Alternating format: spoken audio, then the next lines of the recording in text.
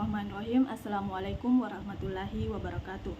Sebelumnya perkenalkan, nama saya Aulia Cahyani dengan NIM 23030550251, kelas G Program Studi Gizi Fakultas Ilmu Keolahragaan dan Kesehatan Universitas Negeri Makassar. Baik, di sini saya akan membahas mengenai topik sistem pembiayaan kesehatan. Nah, adapun latar belakangnya yaitu sistem pembiayaan kesehatan menentukan bagaimana layanan kesehatan dapat diakses, didanai, dan dipertahankan keberlanjutannya. Di berbagai negara, termasuk Indonesia, pembiayaan kesehatan sering menghadapi masalah efisiensi, keadilan, dan keberlanjutan. Nah, salah satu isu penting adalah kebijakan pengendalian biaya, terutama pada layanan kesehatan gratis atau subsidi, yang berpotensi menimbulkan moral hazard, membebani anggaran, dan mengurangi mutu layanan jika tidak dikelola dengan baik. Nah, selanjutnya yaitu ada tujuan.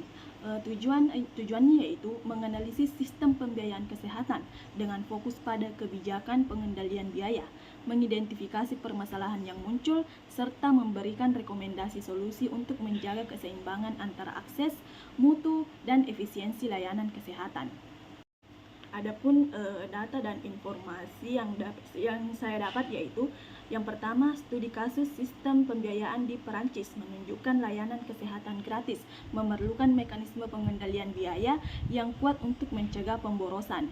Yang kedua yaitu data BPJS Kesehatan di Indonesia menunjukkan defisit anggaran berulang karena tingginya klaim dibandingkan penerimaan iuran. Nah, selanjutnya yaitu adapun analisis masalahnya yaitu sistem pembiayaan kesehatan menghadapi masalah yang kompleks terkait dengan pengendalian biaya. Di satu sisi, layanan kesehatan harus tetap mudah diakses oleh masyarakat. Namun di sisi lain, biaya yang terus meningkat membebani anggaran pemerintah maupun peserta asuransi.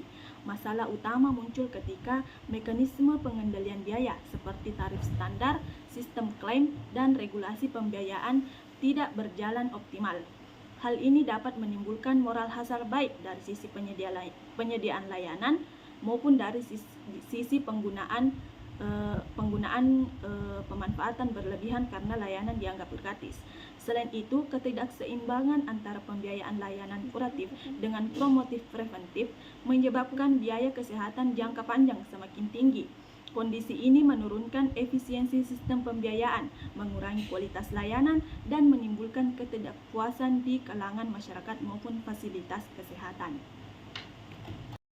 Nah, adapun rekomendasi atau solusi yaitu yang pertama meningkatkan efisiensi penggunaan dan melalui sistem klaim yang transparan dan berbasis bukti. Yang kedua yaitu menyusun regulasi tarif layanan yang sesuai dengan biaya real namun tetap terjangkau. Yang ketiga yaitu meningkatkan pengawasan untuk mencegah moral hazard baik dari penyedia maupun pengguna layanan. Yang keempat yaitu memperkuat investasi pada layanan promotif dan preventif guna menekan biaya jangka panjang. Dan yang terakhir yaitu diversifikasi sumber pembiayaan kesehatan, misalnya melalui pajak kesehatan atau sintaks minuman manis. Sekian dari saya, lebih dan kurangnya mohon dimaafkan. Assalamualaikum warahmatullahi wabarakatuh.